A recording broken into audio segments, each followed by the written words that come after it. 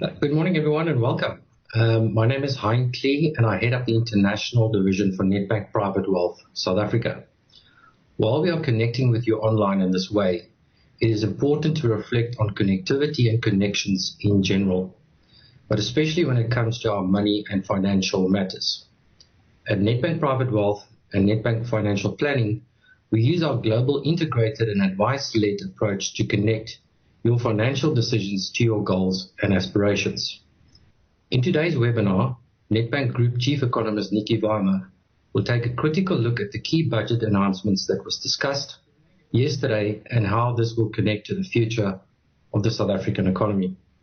I will then hand over to Jason Binnerman, Portfolio Manager at Nedgroup Investments, for his insights on what this means on the investment landscape for investors. Before I hand over to them, just a few housekeeping rules on today's session. Please use the Q&A box on your right-hand side to submit a question during the webinar. If your screen happens to freeze during the webinar, press the refresh button and it will take you back where you stopped last in the webinar. You will also receive an email in the next few days with a link to the recording of this webinar in case you would like to share it or watch it again. Please remember you can get more thought leadership insights, the recordings of previous webinars, and find out about future webinars on our website. Very importantly, your views do matter to us. Please help us to improve our future webinars by giving us your feedback and a brief survey that you will receive. I will now hand over to Nicky for her insights, and she will be followed directly by Jason, after which we will spend a bit of time on some questions that you have submitted to us before the webinar and during this webinar then as well. Nicky and Jason, from my side, thank you very much for your time. And Nicky, the floor is yours. Hello, everybody. It's great to be here with you today. So let's get this show on the road because I'm sure you've got more questions than you're interested in listening to me. So my aim today is to give you sort of a broad sort of bird's eye view on the budget and, a sense of where the government is on the right path and whether South Africa, as a result of that, is also on the right path. So let's start this process by just putting things in context. Just remember where we are, where we came from, and why it matters, what government does next, and what happened to the budget in the years ahead. All right, so, obviously last year, October last year, we got the very grim news that was not at all surprising, but it was nonetheless very depressing, and that being that South Africa's fiscal position, which was already very vulnerable prior to COVID-19 striking, and specifically the lockdown, and particularly level 5 lockdown, have made things a lot worse. So COVID made South Africa's fiscal position a lot worse. This is literally the hippo's jaws that Minister Mboweni has spoken about last year, and that they've opened very, very wide, and certainly COVID forced them either further apart. And as you can see there, we have in red expenditure as a percentage of GDP and revenue as a percentage of GDP.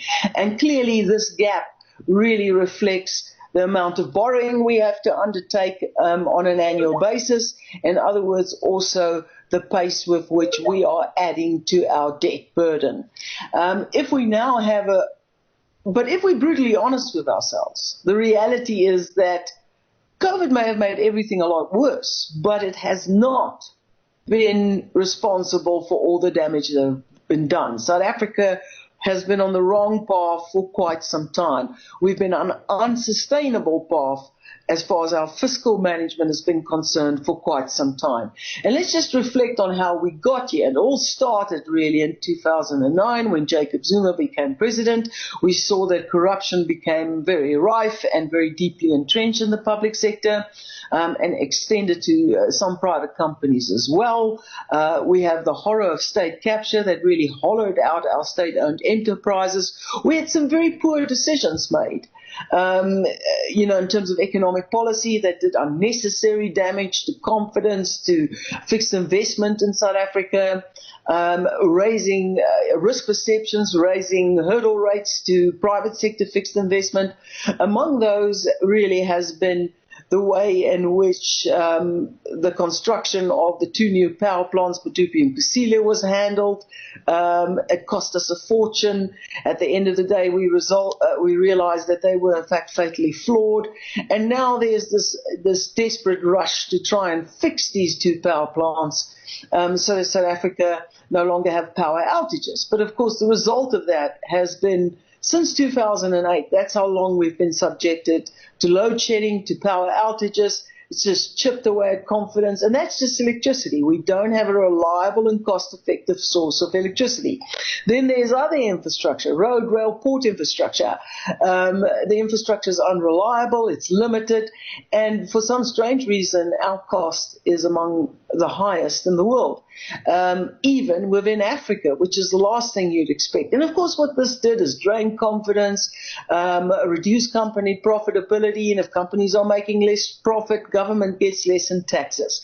If companies are making less profit, they undertake less fixed investment. They employ less people. If there are less people employed, the ultimate outcome, of course, is that you have a situation where you have less taxpayers, and government gets a little bit less than that. If people have less income, they don't spend, so government gets a little bit less of that. So this whole vicious cycle brought us to a situation where revenue shrunk, and of course then came COVID, came level 5 lockdown, and it just tipped us over the edge. But of course it all feeds in to developments on the expenditure side of the story. Higher unemployment means a higher social burden. It means, of course, increases in crime rates, which also requires greater expenditure from government in terms of safety and security. All the poor decisions, the corruptions that were, the corruption that sort of infiltrated the public sector, that being general government and state-owned enterprises, have really hollowed out, especially our SOEs. So now you've got a greater reliance on SOEs, essentially on the fiscus, just to survive, to pay the interest on their debt. So add to this all the bailouts with SOEs. As unemployment rose, as the private sector was less capable of employing people, government employed more people. Under the Zuma years, it was also a deliberate decision to really extend the influence of the state, to grow the civil service. And really government became, if you think about it, the employer of last resort. And with that, the public sector wage bill exploded. And of course, we had to borrow more to make all ends meet, and that meant debt service cost exploded. Then there's all the waste and the inefficiency, and ultimately you've got surging expenditure. So we've been on the wrong road for quite some time. So that's where we were in October last year, in a very desperate situation where at the time Finance Minister Mboweni estimated that we would be running a budget deficit of 15.7% of GDP in 2020-21, and that we'd only be able to slowly chip away at that and get ourselves to about 7.3% of GDP by the time we get to 23-24. So now we're going to fast forward and we're going to look at this year's budget. Is it still as grim as that? Is it still as dark and gloomy as the picture painted in October last year? Or have things improved a little bit? So let's have a look at that. So here is the first thing we're going to do is we're going to look at the outcome for the 2020-2021 budget. So in other words, the fiscal year that is just behind us. Was it as bad as expected? Listen, it was bad, but it was not as bad as expected. So this whole beige area here shows you government's revenue. That is what they, of course, budgeted for in 2020-2021 and February last year, when we were all still so innocent. We didn't know that this little sneaky and destructive virus called COVID-19 was coming our way, and that the world economy would be locked down. We weren't aware of that. So obviously those estimates were far more optimistic, but they were already bad. They already reflected a deficit of 6.8%. Then came the gloom and doom of the medium-term budget in October last year, and now here we are in February. Things are actually a lot better than they anticipated. They anticipated a deficit of 15.7%. It came out at 14%. Why is that? Not because of expenditure. Expenditure actually overran and overshoot their estimate, only fractionally, but it nonetheless increased by more than they anticipated. That's to be expected given the health expenses related to COVID-19, the disruption, and also, of course, the social support that was provided to the most vulnerable over this period. So that's not really that surprising. But the big difference was made by the revenue.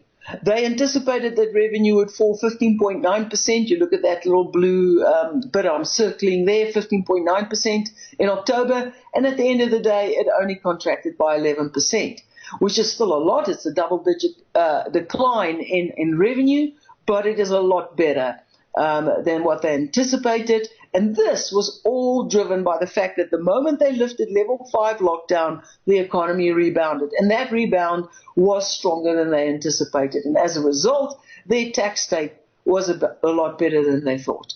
So last year wasn't great. It's still a horrifically enormous budget deficit, but it's not nearly as bad as we thought it would be. And all of this have really been the result of the economic rebound that supported taxes. Now we're going to focus our attention really on this year's budget, which is 21-22, and then the medium-term estimates they've put out for expenditure, revenue, and ultimately the budget deficit, which takes us to 23-24. So let's start by looking at this year's budget. Do things look better? Well, the good news is they are a little bit more ambitious in terms of trying to reduce the budget deficit, which is absolutely essential. They're going to bring the budget deficit down to 6.3% of GDP by the time we get to 23-24, and that compares to 7.3% that they thought we would do in October last year. So that's a whole percent of GDP less of a deficit than we thought we would have. So they're being a little bit more aggressive. They are presenting a faster path to deficit reduction. Listen, we're still miles away from the sustainable level. As a rule, you do not want your budget deficit to exceed 3% of GDP. We are still not within reach of that.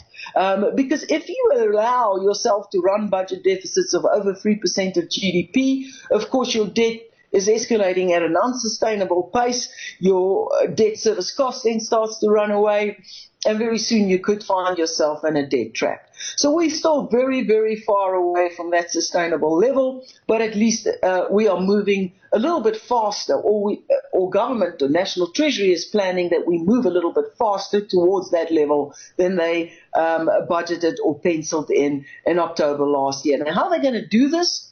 Well, there's the hippo's jaws. The thick lines show you what their estimates were in October. The thin lines show you the estimates in October. The thick lines show you what they think or will be aiming for in the February budget that was tabled to Parliament yesterday. So you can see they're really counting on revenue bouncing back. Look at that. The biggest difference is the revenue estimates that have been adjusted all the way upwards.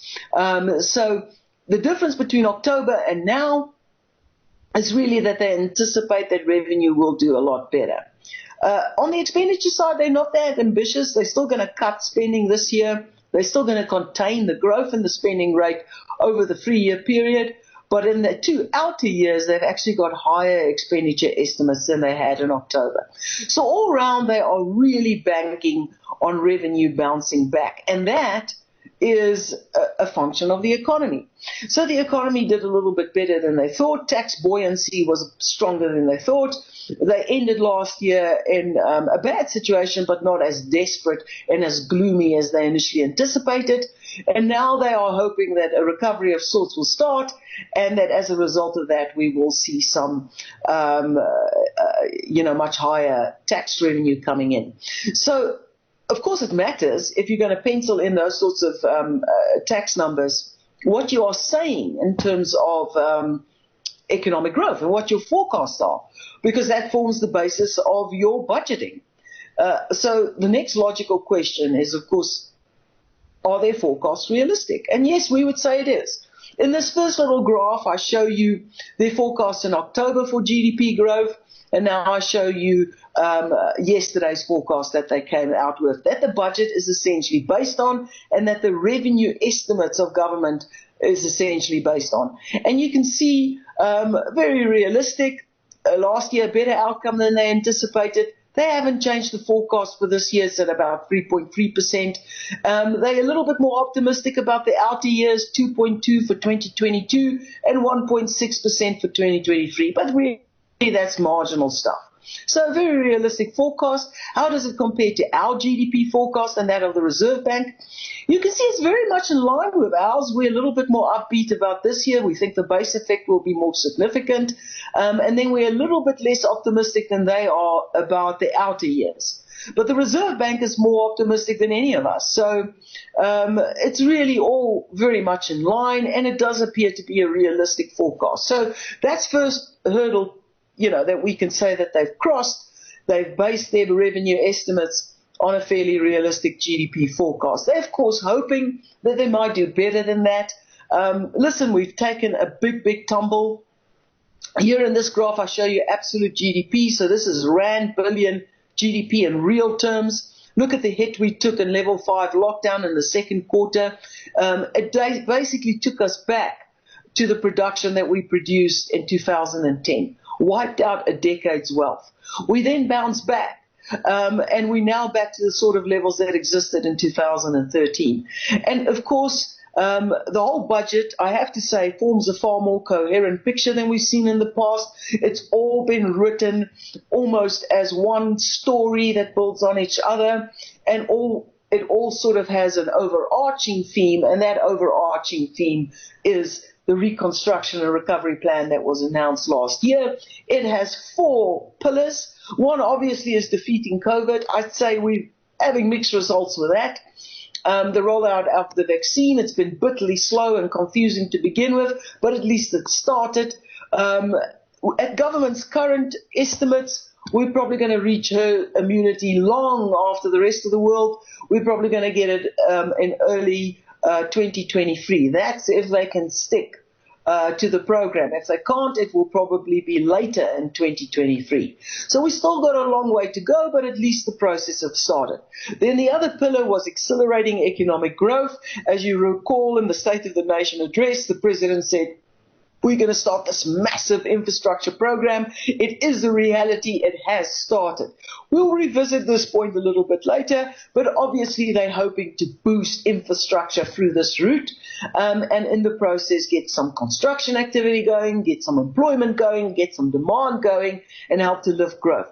Then the economic reforms are absolutely essential. They want to reduce the cost of doing business in South Africa, and they want to resolve the energy crisis. They want to auction spectrum or more spectrum, bring data costs down. So a lot of this is essential stuff, nothing wrong with the plan, but of course implementation has been occurring at a snail's pace.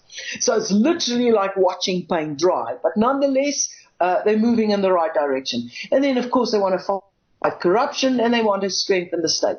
Again, a bit of a mixed bag. Nothing wrong with these ideas. They're all solid. They're the basics we need to do. But the implementation has been very slow. We'll revisit this. But obviously they're hoping that that will create a bit of a growth dividend and that would also feed through into budget revenue. So now let's look at revenue. Are their revenue estimates realistic? Yes, it is. I think it's actually a touch conservative, to be honest. They're probably going to do better than the numbers they've put out there. Remember that revenue collapsed by 11% last year. So you've got a very low base. Right? So this year you've got some normalization. A lot of the deferrals that were given last year will also be coming in this year and become effective again. And you will, as a result, have a very significant base effect. Now remember, they're expecting real GDP growth of 3.3%. Inflation is going to be about 4%. That already takes you to 7%. And the base effect is definitely bigger than a 3% on top of that 7%. So they're probably going to be doing a lot better than the 11.6% growth they've foreseen for this year. And then even going out, they're quite conservative. So quite honestly, they're probably going to overshoot these estimates, and the revenue estimates are very, very achievable, in my opinion. What was the good news about this budget? It's tax neutral. Okay, so what they give you in terms of adjustments to personal income brackets, which was more than the rate of inflation, they gave you an adjustment of 5%. Inflation is about 3.3% to all the brackets. What they give you in that sense, they take back in terms of higher indirect taxes, where the focus is mainly on alcohol and tobacco, the usual sort of sin taxes. And then they've introduced this export tax on scrap metal. So they will be looking for these exotic things to tax. They'll be inventing products to tax. But, at least it was tax neutral. It was not what everybody feared. There wasn't a special tax introduced to deal or finance the vaccine. None of that happened. And I think that's just right. 2020 was an unbelievably tough year for South Africa. We all took a massive hit. The last thing on earth you want to do is now increase taxes on top of that. So tax neutral, that was the good news. Now let's look at expenditure. On the expenditure front, you can see it's going to be a tough call. They want to cut expenditure by 1.6% this year. That is in nominal terms. So that is a real cut of, what is it? It's almost 5%, a real inflation-adjusted cut. This has never been done by this government ever before. Then they're going to contain spending to growth rates of 1.4% and 2.2%. Now that is an increase, but again, this is nominal. So it is still a real inflation-adjusted cut in spending, even in the outer years of the budget. So the question is this doable? So let's just first remind ourselves what makes up the biggest portion or the biggest slice of government's expenditure. It is, there you go, the red bar, compensation of employees. It makes up, in other words, your public sector wage bill. It makes up 32% of government expenditure. Then debt service costs have grown enormously. It makes up 13.4% at the moment. And then the other things are, as you would expect, given South Africa's social fabric of high unemployment, high levels of inequality, it's education, social protection, healthcare, economic affairs, and public order and safety. And everything else is really quite tiny. So what would you expect government to focus on? You would obviously expect them to focus on this monster of a thing called compensation of employees. If you want to contain spending, you've got to start there. But let's just have a look at debt service costs and what will happen to debt service costs. Now, this is a function of the deficit. We're running budget deficits of over 3% of GDP. We are not going to get within reach of a sustainable level over the next 3 years. So yes, debt service cost is going to explode. And boy, is it going to explode. It is going to rise from 13.4% of expenditure to 16% of expenditure over the next 3 years. It's going to gobble up almost 21% of tax revenue by the time we get to 2023-24. So unfortunately, this is a monster. In terms of our debt service cost and how much of the tax revenue it will eat up over the next 3 years, how do we compare with other emerging markets? Sadly, not very well.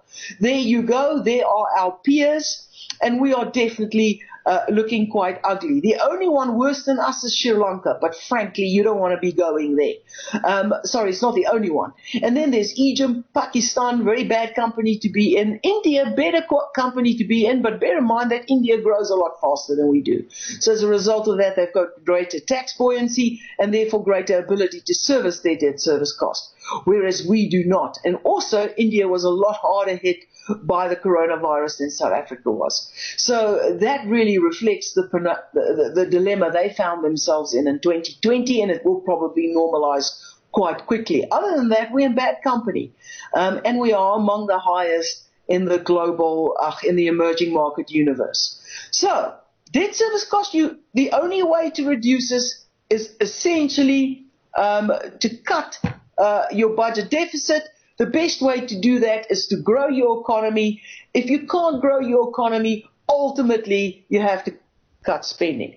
Now, in the case of government, spending has just ran amok, so there is a strong case to be made to cut spending. Where do you have to start? You have to start with compensation of employees. It is the biggest slice of government spending. So what's the plan there? Well, their focus is in the right place.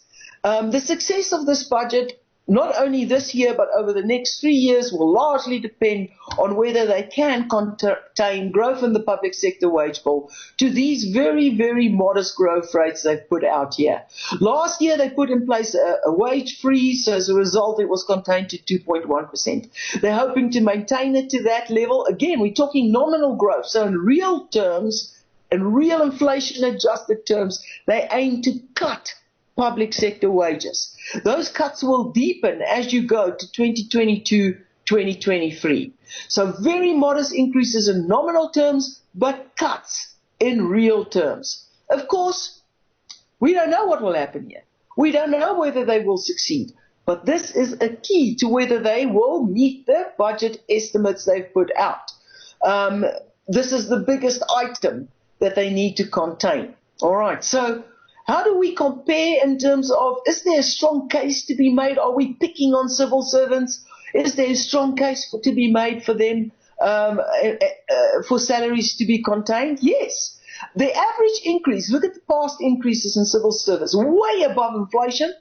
The average increase in the private sector over this period was between 4 and 5%.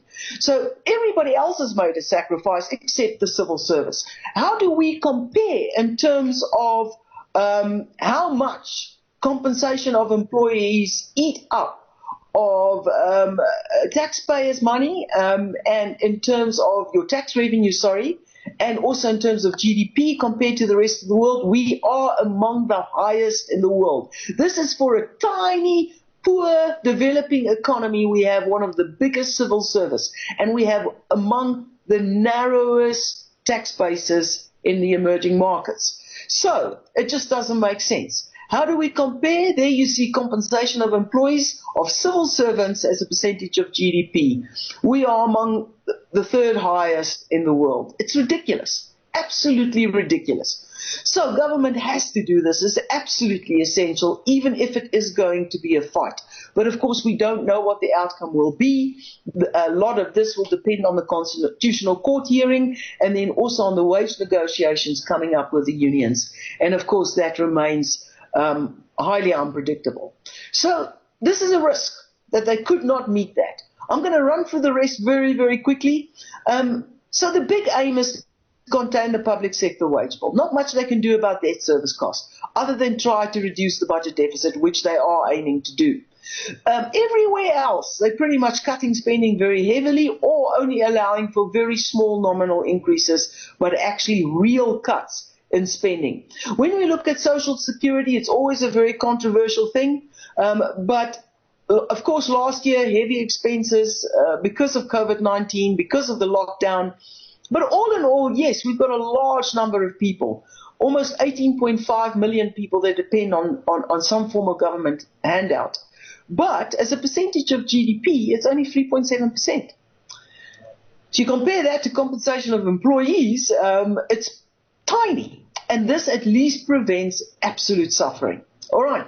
So really on the expenditure side, it's a very dull story. They have to cut spending. It's absolutely essential. They have to prove to the rating agencies and to foreign investors that they are serious about reducing spending. And there the biggest task is to right-side the civil service and to bring your public sector wage bill in line with the size of your tax base and obviously with the size of your economy. And that is absolutely essential. But it's going to be an enormous battle. Now, obviously, in this environment, government has very little money for infrastructure spending. They've got this infrastructure fund, and the president told us that they're embarking on a massive infrastructure spending program. To make a long story short, they are not, okay? Yes, they're going to grow capital expenditure a little bit in the years ahead, and that is good news. They're going to move it from 187 billion rand in 2020, which was very little, to 275 billion rand. But when you see those nominal numbers, you always think, oh, that's massively impressive. It really isn't. As a percentage of GDP, it is extremely tiny. It's only 4.7% of GDP, and it's going to remain constant at that level. So in real terms, it's not doing much at all. So, no, there isn't a massive infrastructure program on the go.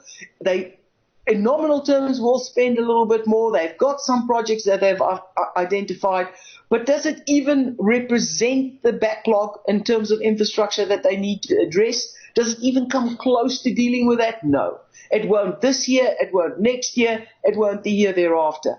And is it absolutely essential that something be done about South Africa's infrastructure? Yes, it's a major cost and a major constraint to private sector capital expenditure, which is what we really want to get going, is private sector expansionary activity, because that creates meaningful and sustainable jobs. And you can see it's SOEs, the implosion in SOE in fixed investment, which has been a drag on everybody. And the biggest element there, sadly, is, of course, electricity. So what do we need to fix? We need to fix this dilemma. It's absolutely amazing. Look at that. Electricity production by Eskom, it's that red line. If you look at what they're producing now, despite the fact that we built 2 whole new power plants, Medupi and Kusile, we today produce less than we did in 2004. What has saved us is renewable energy. Now, government is moving in the right direction. Let's give them credit for that. They know they've got to develop generation capacity outside of Eskom. A lot of the plan contained in the Reconstruction Recovery Plan and in the previous State of the Nation's addresses is actually to undertake this reform. It's just happening bitterly slowly. So that's expenditure, folks. Now we go to the deficit. We're almost at the end. So expenditure, there's a big risk that they'll overshoot, that this will just be too much for them to achieve. But equally, there's a very strong possibility that they'll do better at revenue. So that might balance each other out. So that brings you still to an enormous deficit, but at least a faster rate of deficit reduction. Is it essential that they stick to this plan? Yes, because our average deficit will be among the highest in the emerging market universe. And that will affect risk perceptions towards South Africa, and that obviously will affect our ability to attract capital and actually fund that deficit. And if we can't fund the deficit, then it becomes very, very complicated. And then in terms of what does it mean for our debt burden, it looks a lot better. If they can stick to this path, then they can reduce the point where debt peaks to 89%, and you'd agree with me that's a lot better than 95.3%. How will they fund it? Primarily through the domestic market and through really the domestic bond market and through long-term bond issuance. On that front, foreigners have reduced their holdings of South African government debt substantially. And if you think about it, you've more than tripled your bond issuance last year, and the bulk of the funding has come from the domestic market, okay, from domestic investors. Who was responsible for it? Monetary institutions, banks among others, really funded the deficit, and other monetary institutions. They did the big, they took up what foreigners sold out of. And things might get a little bit easier. We've got very low interest rates in the rest of the world at the moment, especially in advanced countries. They are going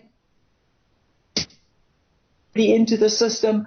At the same time that people are seeing the end of the COVID-19 pandemic, it's in sight. Your advanced countries are rolling out vaccinations very rapidly.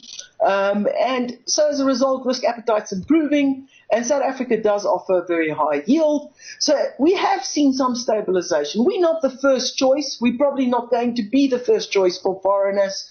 That will be your Asian emerging markets. It would be China. But at least we've seen that foreigners have stopped selling our equities, and they have actually returned a little bit to our bond market. So if I had to assess this budget, I would say there's a lot of good things about it. They had very few options. Ultimately, they focused on trying to present some image of intent of reducing the budget deficit quicker than maybe initially planned. Another bit of good news is that SARS seemed to be getting its act together. That's turning the corner under the new leadership, so that's good news. The revenue estimates are very achievable, if not slightly conservative. There were no tax increases. They are definitely showing expenditure restraint, and the overall story is a consistent one. It's probably among the most consistent ones. It fits into this whole Reconstruction and Recovery Plan story.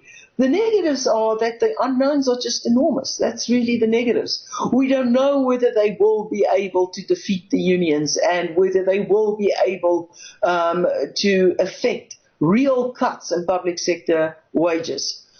We do not know when SOE's reliance on the fiscus will come to an end. We know progress is being made by Eskom. Eskom is certainly being managed a lot better under its new leadership than has been the case in the past. And listen, the infrastructure spending, that is more spin than substance. But the negative really is that we're in a tight spot. And we are holding on. We are moving towards the light at the end of this tunnel, but we've got some distance to go. And we're taking baby steps in the right direction. And my hope is that we'll start to take bigger leaps and maybe even start to jog it towards the right direction going forward. And that's it from me, folks. I'm assuming we're handing over to the next speaker. So thank you very much for listening.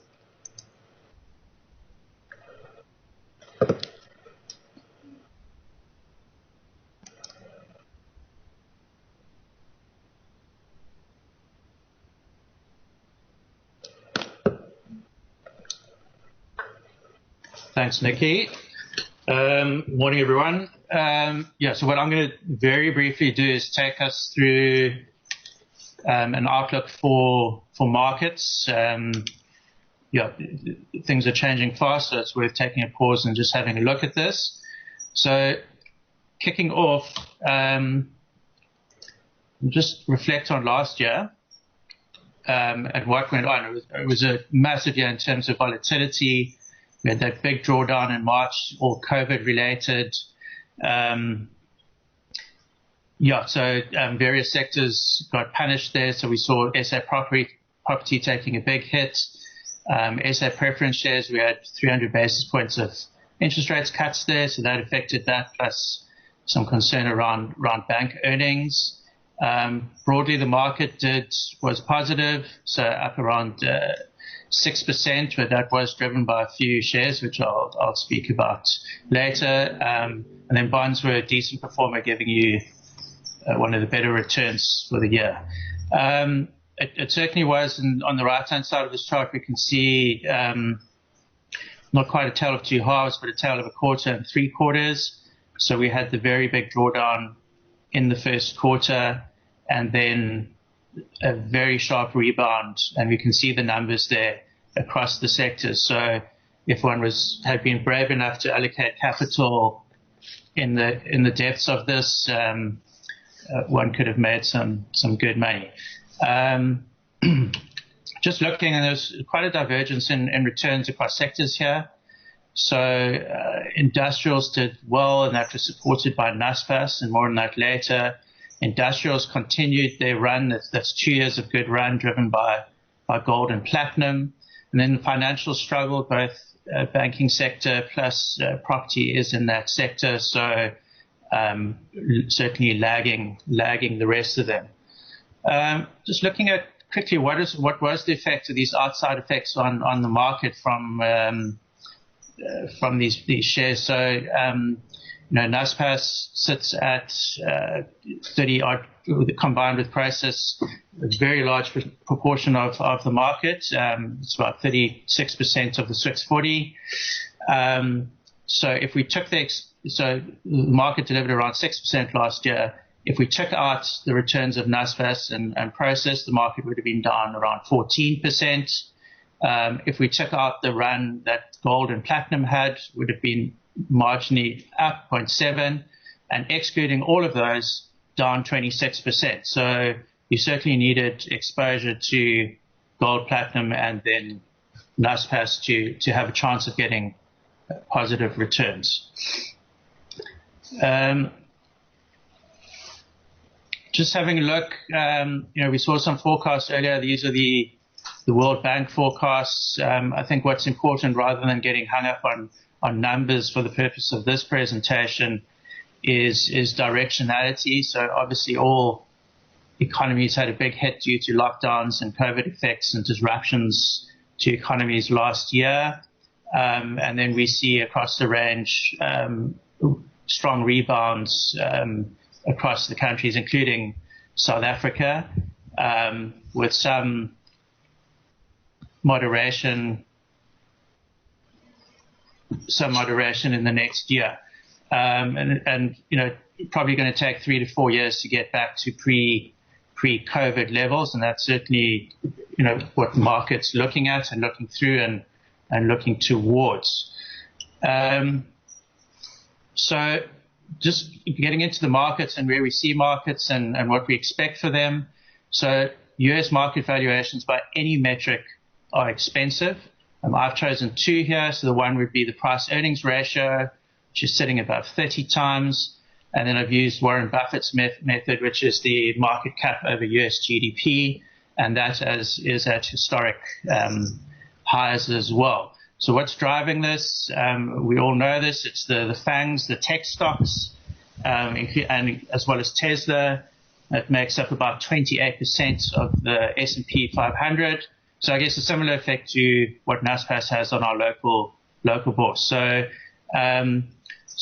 what are we thinking? In the short term, markets could remain at these elevated levels. We've got earnings coming through. We have seen positive earnings surprises, and the earnings are going to rebound. So that's supportive of the market. What can derail the market? Threats of inflation and interest rate increases. Indications from the Fed are that interest rates will remain on hold for the rest of the year.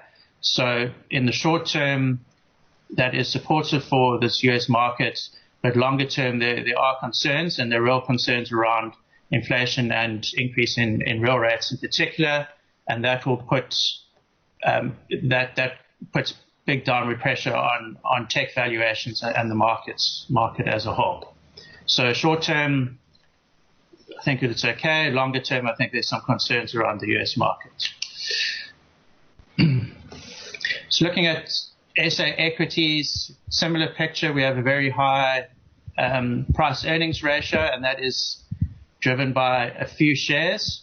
And looking further deeper in, and we'll look at that just now, there certainly is value in certain sectors and individual companies. On the right-hand side, we can see what the all-share has done.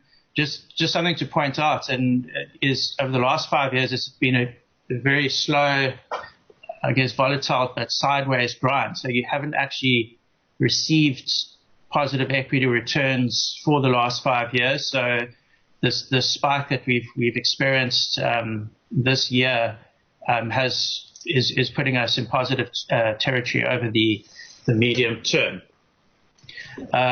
Once again, that base effect coming through for next year, we expect earnings to improve off that low base. And we have seen South African companies reporting fairly decent results considering the circumstances, which is a credit to management teams in South Africa. So, yeah. Okay. Just delving into some of the sectors. So what's been going on in resources? We've had a big run. So I guess it depends which resource you choose, but gold prices are elevated, driven by all the uncertainty in the world, fears of inflation. So that's driving that side of it. Platinum is a bit misleading because what you have to look at is the other side of that, which is rhodium and palladium, which are at elevated levels, and that's been driving the platinum miners' earnings. Iron ore, we've had big demand out of China, plus quite big supply disruptions due to COVID and some other issues, individual mine issues. So that red dot indicates spot prices, which are well above where the market expects them to be. And over the longer term, we would expect supply to come online to meet this big demand and put pressure on iron ore prices. Copper has benefited from the decarbonization trade. So copper is used a lot in I guess, this more environmentally friendly technology. So that's been supportive, and we expect that to remain supportive in the medium term. So on top of that, all these mining companies are benefiting because of these high prices of very healthy balance sheets.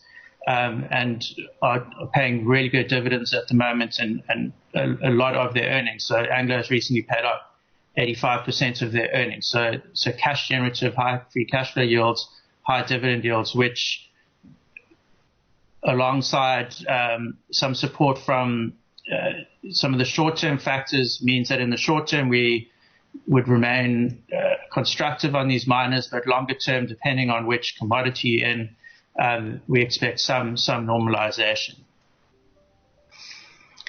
Okay, looking at industrials, sitting at a very expensive valuation, almost 30 PE, but that is driven by two shares, so one being NASFAS and the other one being Richemont, the luxury goods company. NASFAS has been a fantastic growth story, and over the medium to long term should remain a good growth story. So that valuation should remain intact over the short and medium term, albeit we would expect derating if global tech stocks get derated. NASFAS won't be immune to that. Just going down the list, and there are some interesting other shares to participate in, both with global earnings and local earnings. And British American Tobacco has a very attractive dividend yield, albeit coming with some regulatory risks. Those have been around for quite a while.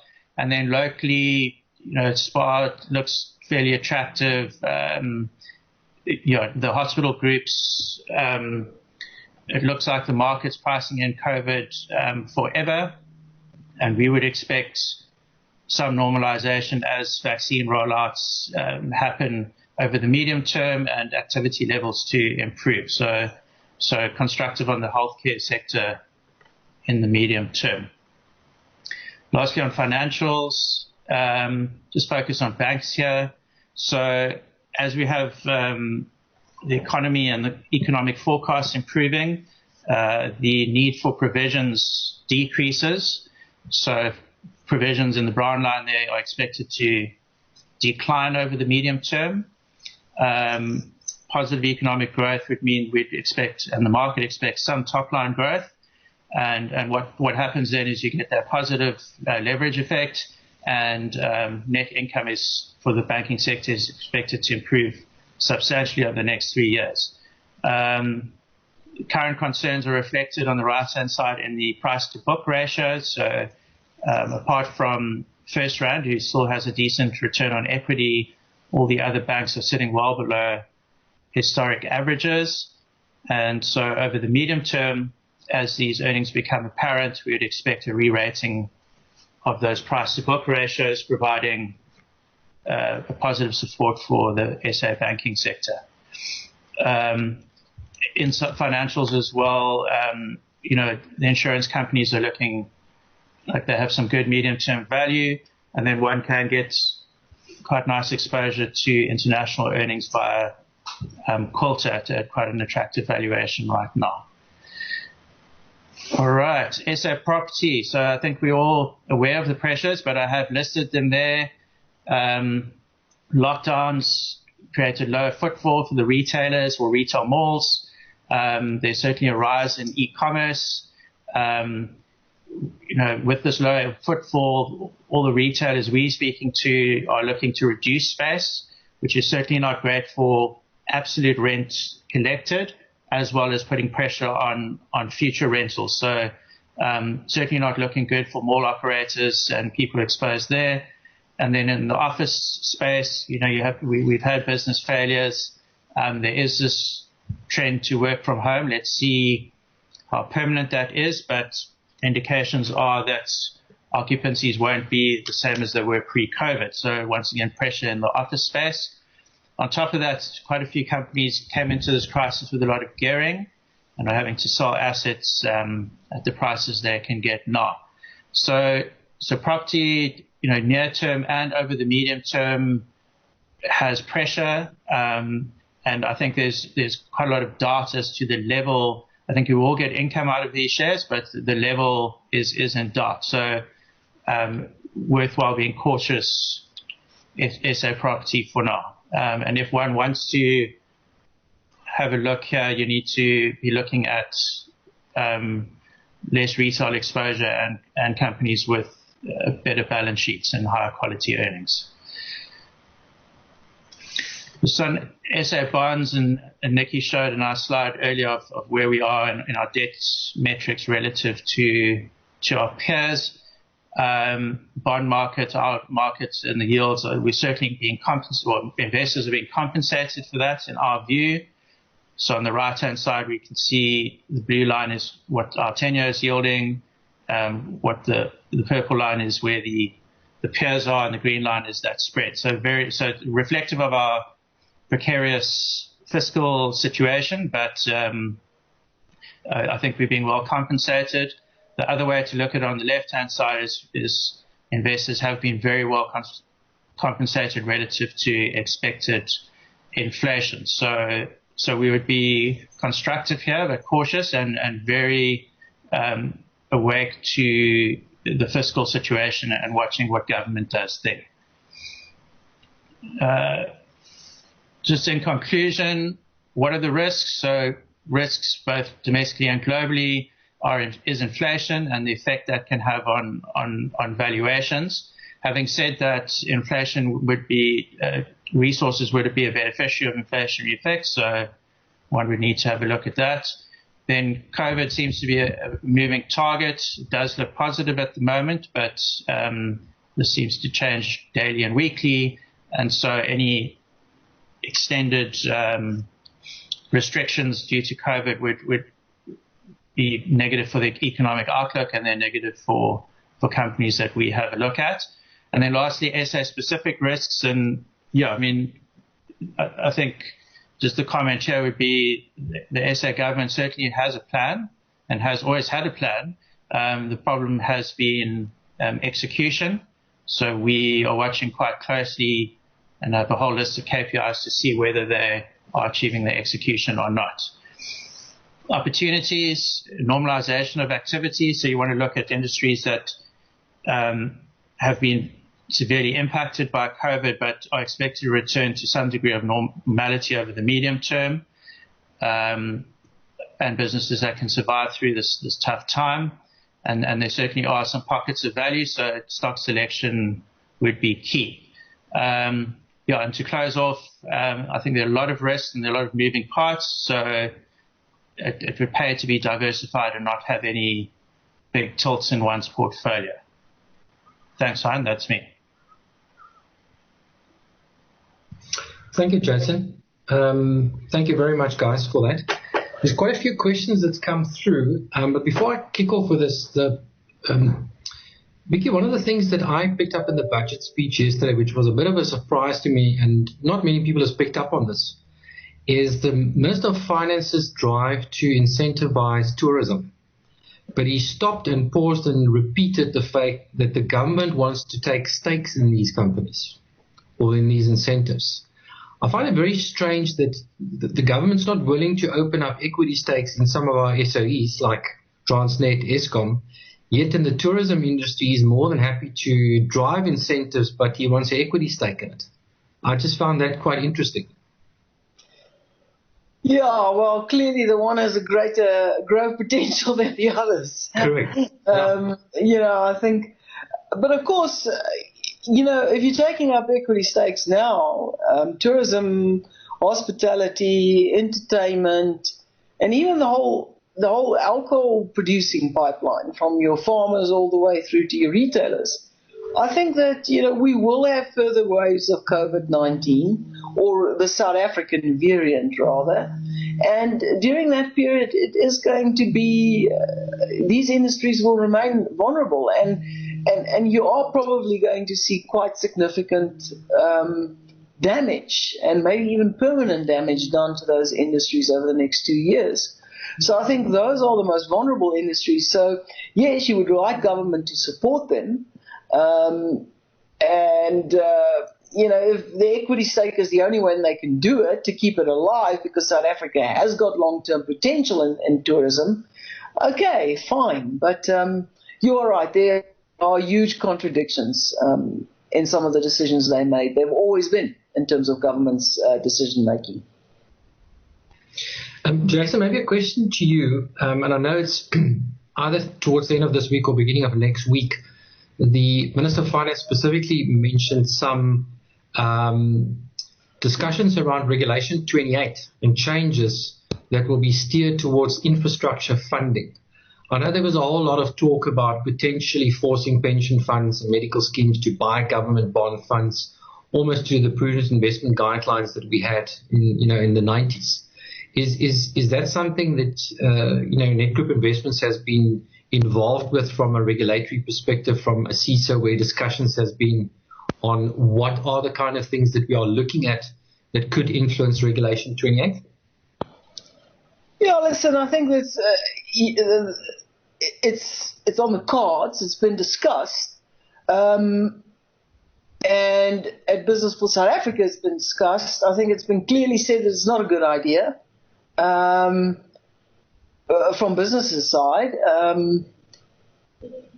In that, there are ways in which the private sector can assist with infrastructure investment.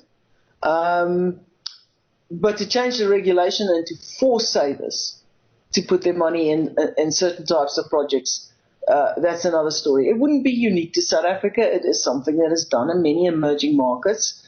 And it was done here before as well. But I think the bigger question is that government really has to prove that it has the ability to undertake infrastructure spending in a cost-effective and efficient manner. There's no evidence of that. So I think they first need to illustrate that before you go and force people's savings, which is a scarce commodity in South Africa, down that route. Jason, your view?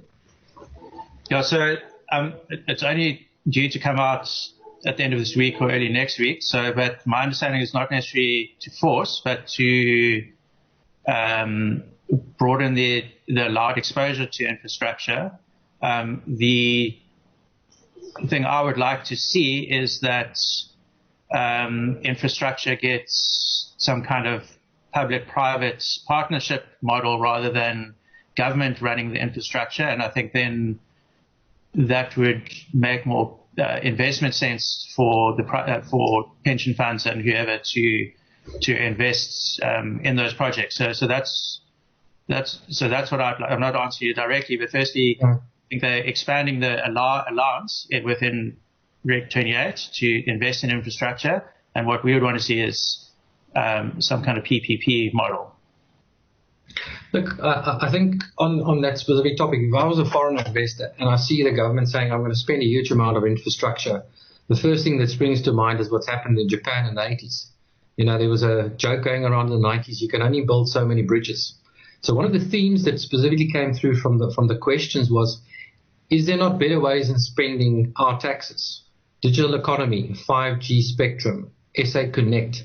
There was also a specific question here on a new economic model focused on energy transition. Is there not better ways of spending our taxes than on building roads? Are you asking me? I think both of you. You both.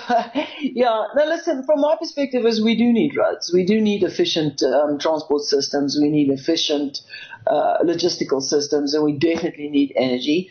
And yes, the answer here is the transition to generation capacity outside of ESCOM, outside of the government monopoly, and certainly an enormous portion of that will be renewable energy. Now, again, you can't fault government in that the policy to move us in that direction is there. It's been announced. It just never actually gets signed into law. The regulations that need to change, for example, to allow embedded energy generation to be sold to the grid, it never actually gets signed on the dotted line. So, in theory, this notion of moving us to a greener economy, to a more efficient and diversified energy sources, it's there. It's just it doesn't happen, and if it happens incredibly slowly. So yes, I would say definitely, but we need roads, we need bridges, we need all of these things, and we need them to be maintained and well looked after and efficient. So yeah, I don't think it's a either or. We actually need all of those things to happen. The question is how best to finance it, and the question is how best to execute it. that there is accountability, which is something we didn't have with a Medupi and a Kusile. Jason, your thoughts? Yeah, I agree. I don't think that just want to spend on roads. If you look at our ports, there's massive backlogs there. We need to get that sorted out. Just on the 5G, the government actually doesn't. That's a revenue item for the client, for the government actually. So we've got this long delayed auction of that spectrum, which should enable 5G rollout. So the problem is it keeps getting delayed, but the government will get a big receipt. And so if they're looking for extra revenue, it's capital revenue for next year, they speed up that process and get that money in. Okay. I think we've run out of time. I know, Nicky, you've mentioned you have another webinar that you need to join, so I just want to thank both of you. I think just to the audience, there's quite a few questions that we obviously didn't address. We will make sure that we, over the next couple of days, reach out to both Jason and Nicky to get some information for you and share that with you. But I just want to thank both of you for your time. Hopefully we'll sit here next year with a more friendlier budget. There's always the question is that if you give away in the one year, you're going to take in the next one. So hopefully we're on a trend where it actually is lower taxes for all of us, except obviously for the boozers and the smokers, which got hit very hard yesterday. So thank you very much for your time. I think just in ending, there are going to be a few smaller webinars that we are hosting on the 12th of March. The one is international diversification and if it's the right time to invest offshore.